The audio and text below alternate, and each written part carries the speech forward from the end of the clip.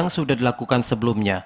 Namun kali ini pelabuhan itu juga akan melakukan kegiatan ekspor batubara yang diwacanakan akan dilaksanakan pada akhir bulan ini dengan menggunakan kapal pihak perusahaan yang memenangkan ekspor tersebut. Dalam ekspor batubara tersebut, salah satu perusahaan yang memenangkan kegiatan ini akan mengirimkan batubara sebanyak 50.000 ton dan ke pengiriman batubara melalui Pelabuhan Calang merupakan perdana karena sebelumnya belum pernah dilakukan. Dan untuk lancarnya kegiatan itu, berbagai persiapan juga tengah dilaksanakan seperti penempatan timbangan dan kapal tongkang untuk mengangkut batu bara.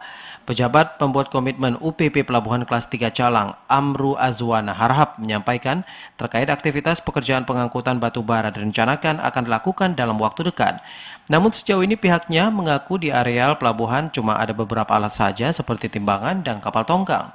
Lebih lanjut, ia menjelaskan sejauh ini persiapan untuk ekspor batubara ke luar negeri diperkirakan telah mencapai 50% yang telah dilakukan oleh PT Primabara Mahadana selaku pelaksana ekspor batubara tersebut.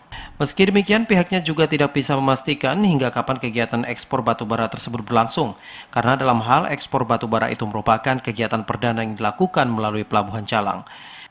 Selain itu, pihaknya juga berharap kepada pelaksana sebelum melakukan aktivitas supaya bisa menyiapkan berbagai persiapan, baik koordinasi dengan berbagai pihak maupun tentang perizinan lingkungan dan pemerintah setempat sehingga pekerjaan itu bisa berjalan dengan lancar. Dari Aceh Jaya, Musliadi, TVRI melaporkan.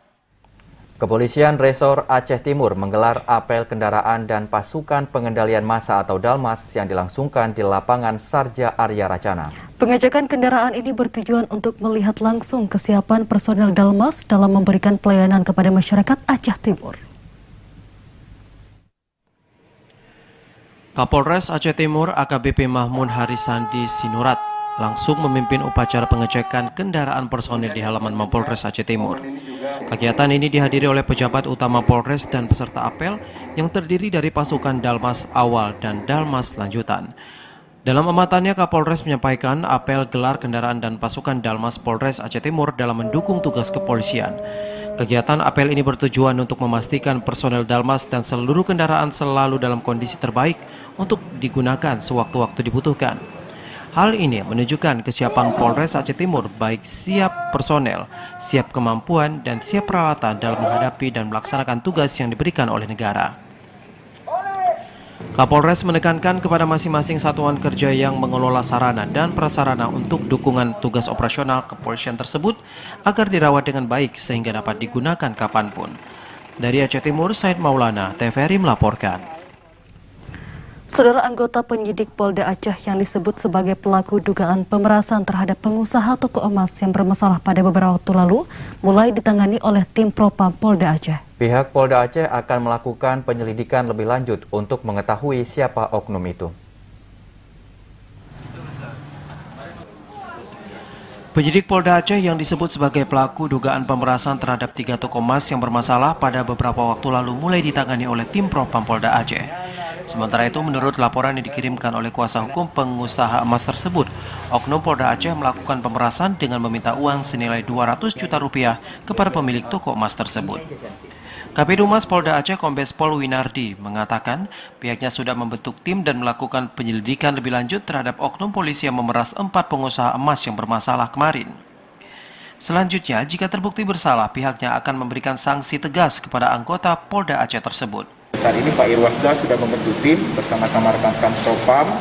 Nanti kita dalami siapa oknumnya tersebut, karena dalam surat pengaduan yang disampaikan oleh salah satu penasihat hukum itu tidak menyebutkan nama siapa yang melakukan pemerasan, tetapi hanya menyebutkan oknum polisi. Nah, kita sudah membentuk tim, Pak Irwasda sudah membentuk tim gabungan antara Irwasda dan Propam untuk mencari tahu siapa oknum ini. Dan seandainya nanti kita sudah temukan, tentunya proses ini akan kita proses sesuai dengan ketentuan berlaku dan kita akan berikan sanksi kepada oknum tersebut yang memang ternyata terbukti nanti melakukan pemerasan terhadap toko emas yang perkaranya sudah dalam pengadilan. Sementara itu, kuasa hukum pemilik toko emas Rizman Arif Nasution mengatakan kliennya mengaku telah mengirimkan uang senilai 200 juta rupiah kepada oknum Polda Aceh yang menjanjikan akan membantu permasalahan 3 pengusaha emas tersebut. Kalau ada orang yang keberatan bahwa dia menipu, menjual emas dengan kawan-kawan yang 4, itu harusnya mereka korban pelapor. Ini yang membeli adalah polisi ya. Benar ya? Membeli polisi, mereka juga yang melaporkan, mereka yang mau jelek. Ketika ini diperiksa klien kami, dia juga uji ke laboratorium di Pegadaian ya. Kadarnya sama. Loh, pertanyaannya apa masalah? Korbannya tidak ada, yang mengadu tidak ada, kok polisi? Dan ada penarikan uang 200 juta rupiah. Hingga kini 4 pemilik toko emas yang melakukan pengadaan secara tidak jujur tersebut sudah ditetapkan sebagai tersangka oleh penyidik Direktorat Reserse Kriminal Khusus Polda Aceh di Reskrimsus Polda Aceh. Dari Banda Aceh, Hidayatullah, TVRI melaporkan. Saudara, sejak sebulan terakhir, stok bahan bakar minyak atau BBM, baik itu jenis solar, Pertalite, dan Pertamax, mulai sulit didapatkan di beberapa SPBU di Aceh Tamiang. Seperti yang terlihat di SPBU Alur Bemban, Kecamatan Karangbaru, Kabupaten Aceh Tamiang siang ini.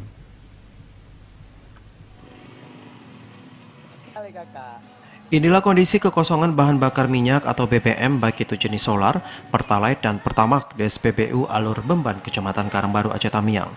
Kondisi kelangkaan BBM ini dikabarkan sudah terjadi sejak sebulan terakhir tanpa diketahui pasti apa penyebab kelangkaan ini. Bahkan hampir di seluruh SPBU yang ada di Aceh Tamiang juga mengalami hal yang sama. Menyikapi hal ini, Komisi 3 DPRK Aceh Tamiang melakukan sidak ke beberapa SPBU di Aceh Tamiang. Ketua Komisi 3 DPRK Aceh Tamiang Irwan Effendi didampingi anggota Komisi 3 dan Kadis Koperindak mengatakan hasil perbincangan bersama pengelola SPBU, pihaknya mendapati informasi bahwa SPBU yang berada di Aceh Tamiang mengalami kendala dalam pasokan atau pengiriman minyak dari Pertamina, di mana pasokan BBM untuk SPBU tidak sesuai dengan kuota permintaan dari SPBU. Sementara itu, ADM SPBU Alur Bemban Rida Yuliana yang dikonfirmasi membenarkan adanya kekosongan BBM sejak sebulan terakhir. Dirinya juga sudah berkomunikasi dengan pihak Pertamina dan pihak Pertamina mengatakan kekosongan ini karena ada kendala di depot penjualan Pertamina, sistem error, dan kurangnya armada. Kalau dibilang kenapa ini langka, karena adanya penghambatan distribusi dari depot. Nah, kalau penyebab pastinya dari Pertamina itu apa, kami juga belum tahu kenapa. Kalau dibilang pasti itu ada kurangnya armada, ataupun lagi sistemnya juga lagi error, ataupun memang kapal tankernya yang belum berlabuh kalau lihat dari beritanya. Tetapi kalau pastinya kenapa, kami juga nggak tahu. Dirinya menambahkan untuk mengatasi kelangkaan BBM ini pihaknya sudah membatasi pengisian jirigen untuk jenis Pertalite dan Pertamax. Dari Aceh Tamiang, Abdul Rozak, TVRI melaporkan. Puluhan tukang becak yang berada di kawasan Kota Sinabang menerima bantuan sembako dari Lapas Kelas 3 Sinabang. Pemberian bantuan sembako itu dilakukan dalam rangka Baksos Hari Jadi Dharma Karya Dika ke-76.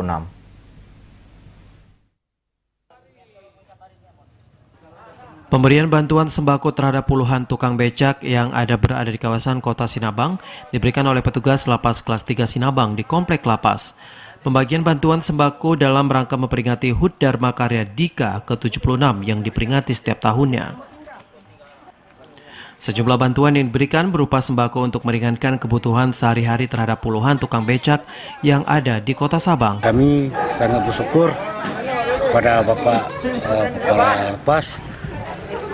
Kami tidak dapat lagi mengucapkan ribuan terima kasih atas bantuannya.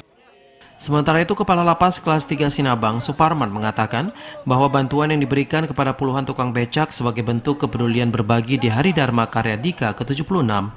Selain itu, dirinya mengatakan bantuan sembako yang diberikan dapat bermanfaat untuk membantu tukang becak yang selama ini juga terdampak pandemi COVID-19.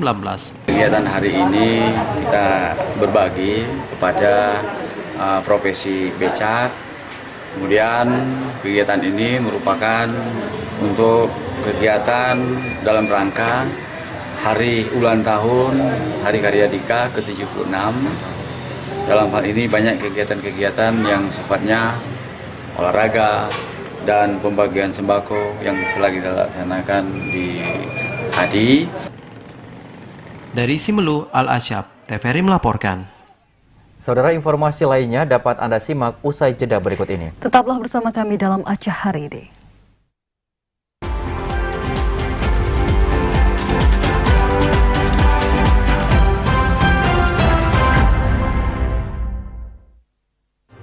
Bapak, Ibu, saudara-saudara, saat ini semua wajib pakai masker. kita pasti bisa menghadapi pandemi ini. Indonesia